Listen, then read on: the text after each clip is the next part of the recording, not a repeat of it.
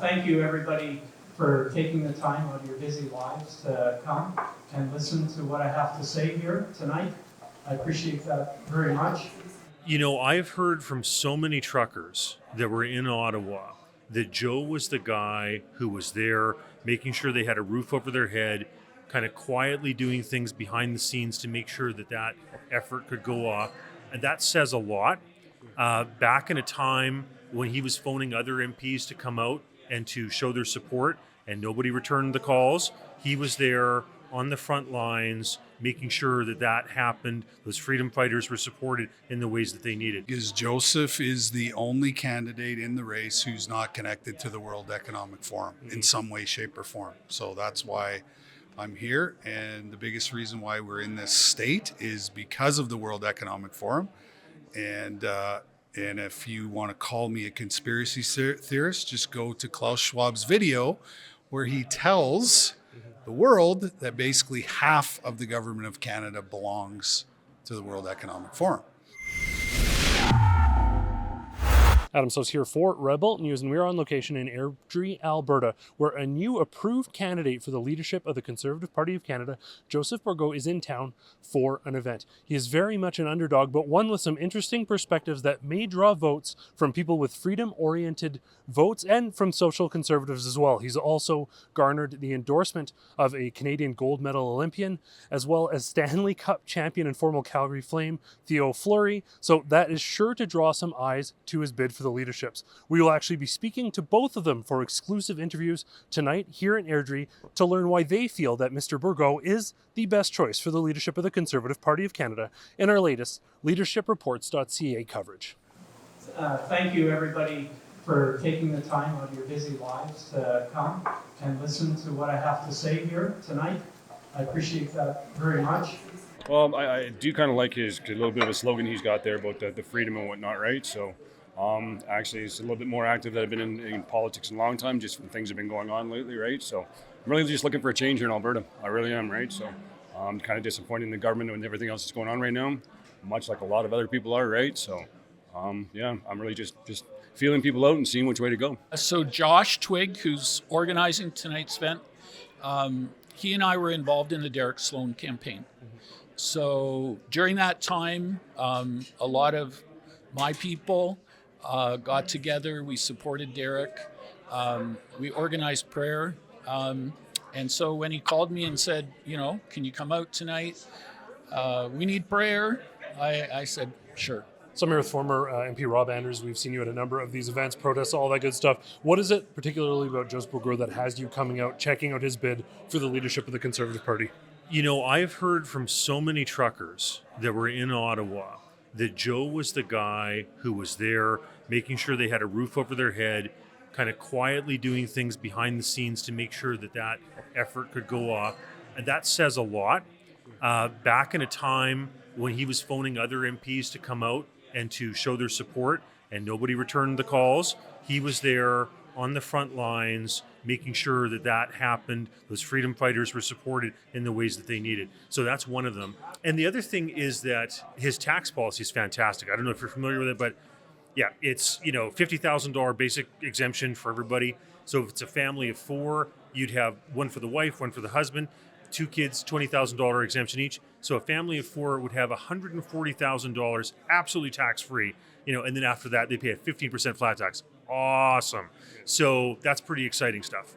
I'm 100% opposed to any government attempting to track people. You know, that's what happens when you have an ego mindset where you're God and you think that you can play God and track people. And if they don't smile right or do what you want them to do, you can just shut off their electronic wallet, if you will. Yeah. So I don't trust governments, and I don't think government should ever be structured in such a manner that government should ever be able to control your lives, your God-given rights and freedoms. And so I'm 100% opposed to a digital ID. So Joseph asked if I would endorse him in his campaign, and I said absolutely. You know, I think there's very few people left in government who have integrity, compassion, empathy, you know, the real leadership qualities that I grew up with. You know, I played with some of the greatest leaders in our sport, And, you know, I'm talking about Messier, Gretzky, Lemieux, Sakic, Yzerman, and the list goes on and on and on. And these guys all have one quality that I admired the most. They were all humble guys. They were all humble. There was no ego. There was absolutely zero ego. And they absolutely cared about every single human being that was around the team. Olympic gold medalist, Stanley Cup champion, Calgary Flames alum, Thurin Fleury. You've sort of thrown your support behind Joseph Bourgault for the leadership of the Conservative Party of Canada. Amidst all the candidates, very much a different leadership race. There's actually some people who seem to be standing up with some principles. Why have you chosen Joseph Bourgault?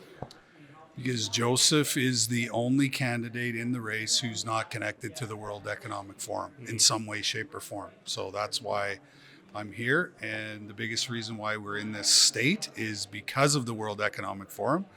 And if you want to call me a conspiracy theorist, just go to Klaus Schwab's video where he tells the world that basically half of the government of Canada belongs to the World Economic Forum.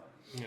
We're actually working on a story, K2 and Lewis working on a story on that right now. So certainly a sentiment I think many of our viewers will share. How do you feel Joseph Bourgault is equipped to address that when maybe some of the other people who have been critical of the World Economic Forum, maybe though have some history with the World Economic Forum, might struggle with a conflict of interest?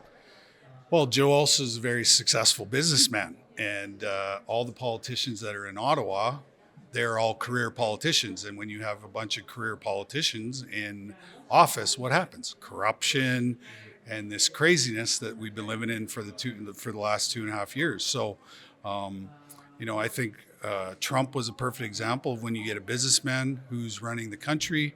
Everybody's living in abundance, and right now in Canada, we are definitely not living in abundance, and especially for a guy like me who's lived in Alberta for the last 35 years of my life.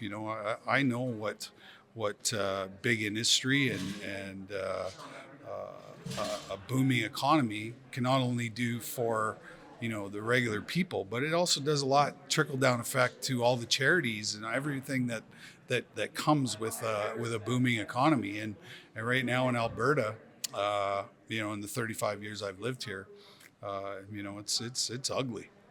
Are there any sort of specific policy points? We just talked a little bit about some of the tax corrections, some of the changes that we made. Are there any policy points that are jumping out from Mr. Bourgault's campaign that really speak to you and would address some of those World Economic Forum concerns? Well, I love the simple fact that he wants to give everybody $50,000, and get people out of poverty, get people, living healthy.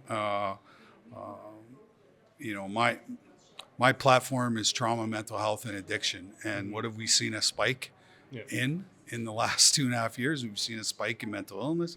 We've seen a spike in opioid overuse. We've seen 8-year-old kids who are now having suicidal ideations. We have the highest suicide rates in the history of our planet. So, if Joe does get to Ottawa and becomes a leader of the Conservative Party, then, I would love to sit on that committee that cleans up all the addiction stuff and the mental health stuff. One of the things that he said during our chat just now that was very interesting is he said it's not a win-lose. Very often in politics, we have this mentality that, well, if we have a conservative government, we're going to lose quality of life, but we'll save some money. A liberal government will be in debt. But he said that what his intention is, and very much his policies align with that, if we're able to get more hands, cut taxes, get more money in people's hands, people can take care of themselves. They can be healthy. He's speaking both to cutting spending, cutting government, removing overhead, and then also putting more money in people's hands so they can raise their family and be healthy. Yeah. And I don't know why that's such a bizarre policy to have, where everybody prospers and shares in the abundance which Canada is. Like right now, I believe we're close to last in every category. And with the amount of resources, the amount of ingenuity, the amount of smart people, especially in this area alone, it's a shame what they've done, and but it's been premeditated, pre-planned, and this is what happens when you have outside forces which is the World Economic Forum, pulling the strings on all these guys. And the other, as far as CTV Global, any others that are receiving subsidies from government, I would legislate an end to that, because like you say, and you guys understand that better than anybody at Rebel News, your job is to investigate us. Anybody that gets into politics, or business people as well. If there's corruption going on at any level, that's the job of the media, to expose that. So what do you think Mr. Bourgault has to do to actually get there, to get it done? Do you think there will be pushback from globalist activists? What do you think has to happen for him to actually enact some of what you feel to be his good ideas? Well, I think Joe just needs the opportunity to get in front of people. You know, he's a very personal guy, personable guy. He has tons of integrity.